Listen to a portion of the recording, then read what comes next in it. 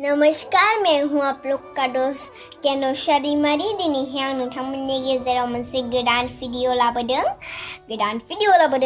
आरो बिनि सिगाङावनो बुंनो आङो बयखौबो गुड फ्राइडे आरो इस्टार सानडे नि थाखाय बयखौबो गोजोन हामग्लाय हरनाय थाबाय। माने दिनैहाय जोङो गुड फ्राइडे नि थाखाय माने इस्टार सानडे आरो गुड फ्राइडे नि थाखाय जोङो दिनैयो एन्थाब जानो नागिरदों आरो ना। ओमफ्राय एन्थाब जाखांनानै जोङो मैगं खाहैनो नागिरदों।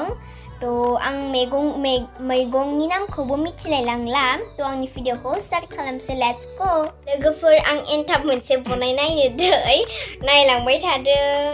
नै अन गुन्दैया नै लोगोफोर सावनोसै आङो।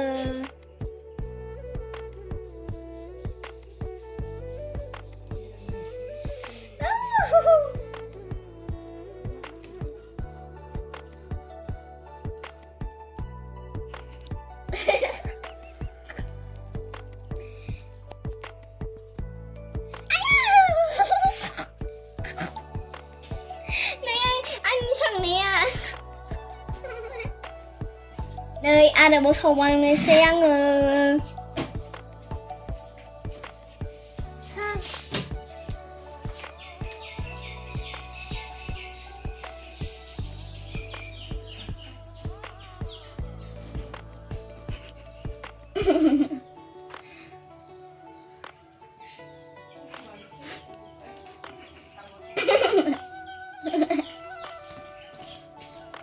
नै बिलाय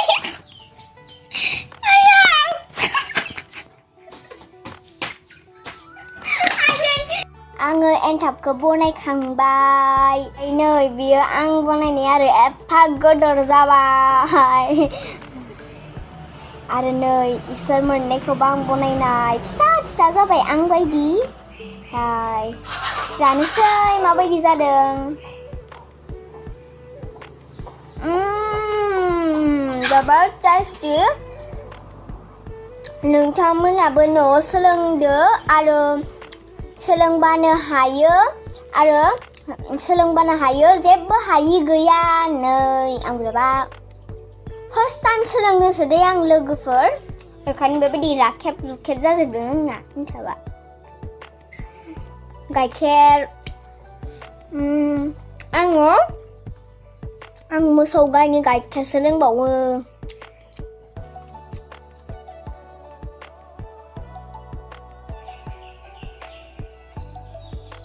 जा गुरै गोथाव जाखादों नै लोगोफोर।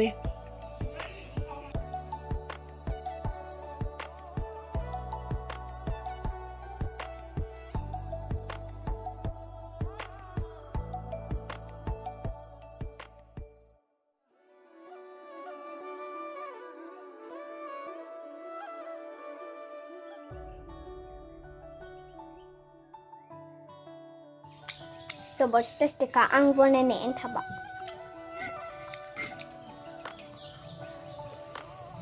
लोगोफोर, बिखौ आं सावनाय दै। नै बिसिनिखौ आं सावनाय माबायदि जादों। नै बिथ' आंनि बायदि सेम। लोगोफोर, आंनि एन्थाब सावनायखौ बनायनायखौ माने माबायदि जादों कमेन्ट बक्सआव होनहर। जोंनिया माने एन्थाबसो होनो आरोना। नोंथांमोननिया मा होनो कमेन्ट बक्सआव बुंहर। जोंनिया एन्थाबसो बुङो। नै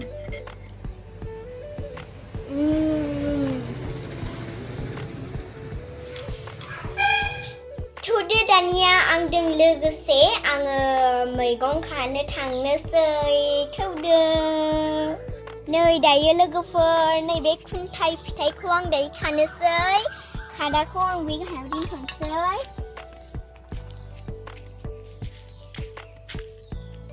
गिलायस्रा आदि आयु गिलु बालु।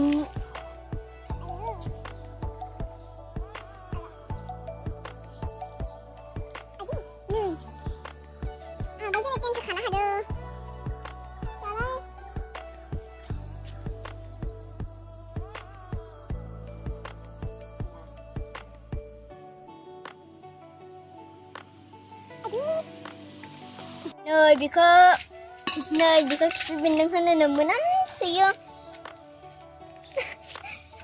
माहाथो खिफि बेन्दोंआलाय नुलायलांला आंसो बहा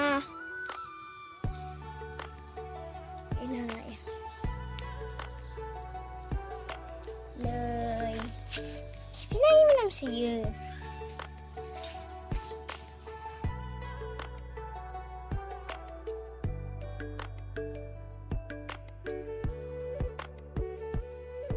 जोङो लामा दिंखिया नामायनो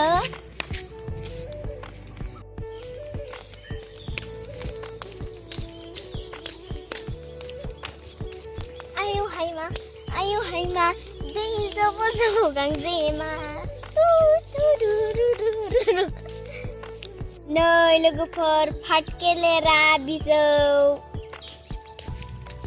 गोखा गोखै नामायलायबाय हे लोगो गोखा गोखै नामायलायबाय फै लोगोफोर गोखा गोखा नामायहैनि जोङो दुब्लि गोखा गोखै मैगं नामायहैनि लोगोफोर अखाजोंनो दैबाना जाबाय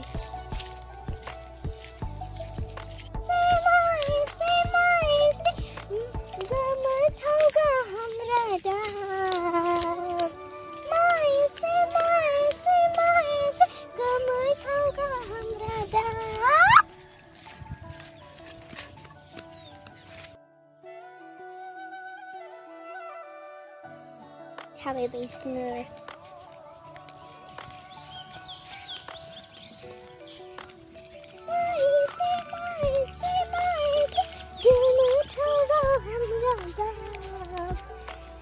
फै लोगोफोर गोखा गोखै मैगं नामायहैनि फै लोगोफोर गोखा गोखै मैगं नामायहैनि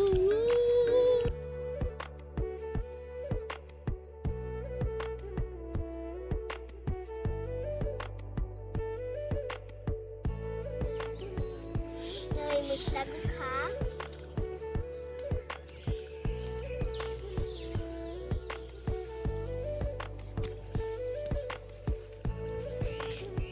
आया रोदाखौनो बोस्राबाय आङो नै ब्रह्मपुत्र बिलाइ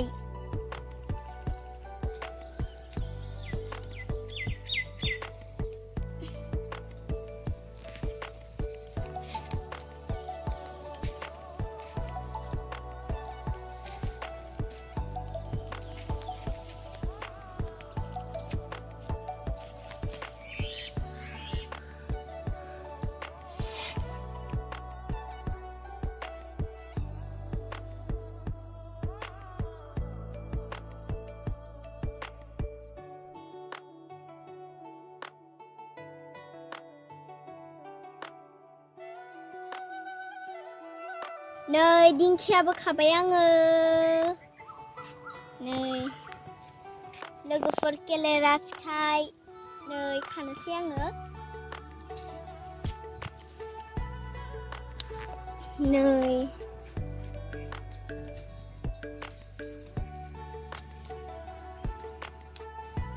लाव बिजौ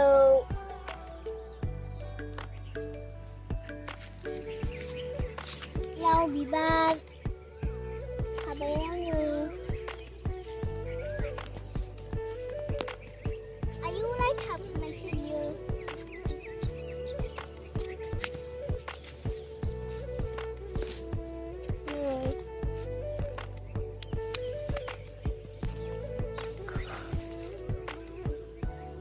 लोगोफोर फुंखा मैगं खाहैनि आङो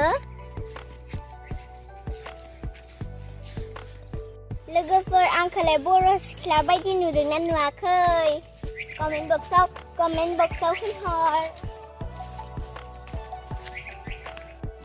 नै फुंखा बिफाङा खानोसै आं दायो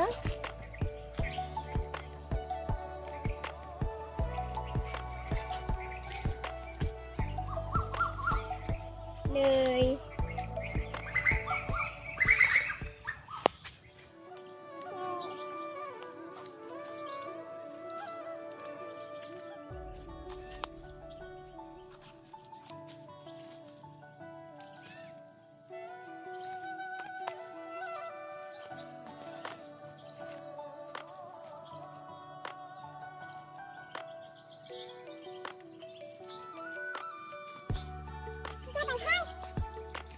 दायो आङो मैस्था गोखै खानोसै नै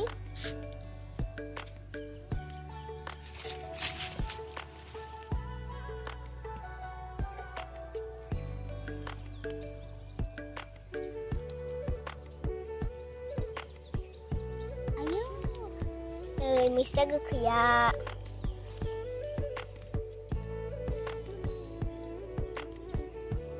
नै आंहा मैगङा खारदासो जाखाबाय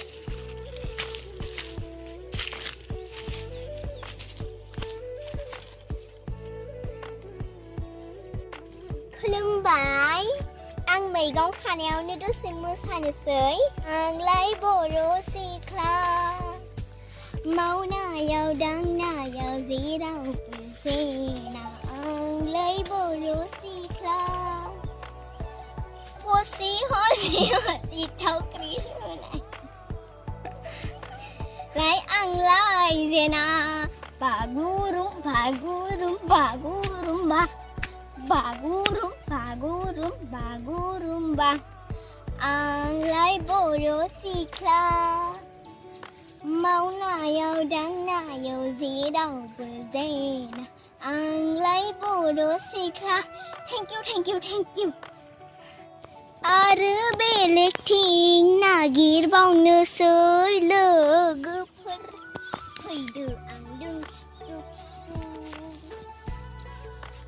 लोगोफोरजों मेंनाय मैगं खानानै जोङो बाहाय मेंबाय नालाय ओंखायनो जोंहा आबौनि बेटारि गारियाव जों गाखोबाय दायो जों थांबाय थादों आरो बेलेगथिं मैगं खानो थांसै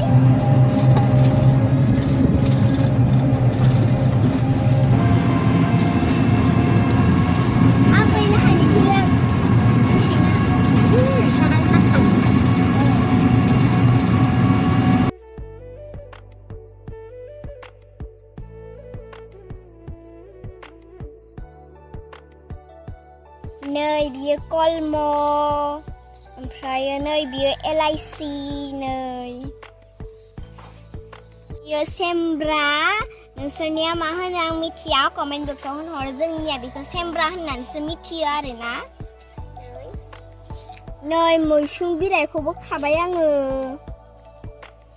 ओइथिं नामायहैनोसै लोगोफोर आं मैगंखौ खांथिंनानै मोनबाय आरो नै बियो खान्थाल फिथाइ बेखौबो होगोन जोङो ओमफ्राय नै बियो लाफा सायखं ओमफ्राय नै बियो मोदै बिलाइ नै बियो थाइजौ बिलाइ ओमफ्राय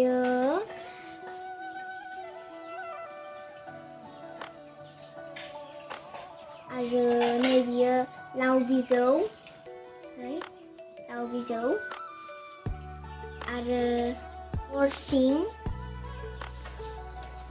आरो नै बियो जोरेमा नै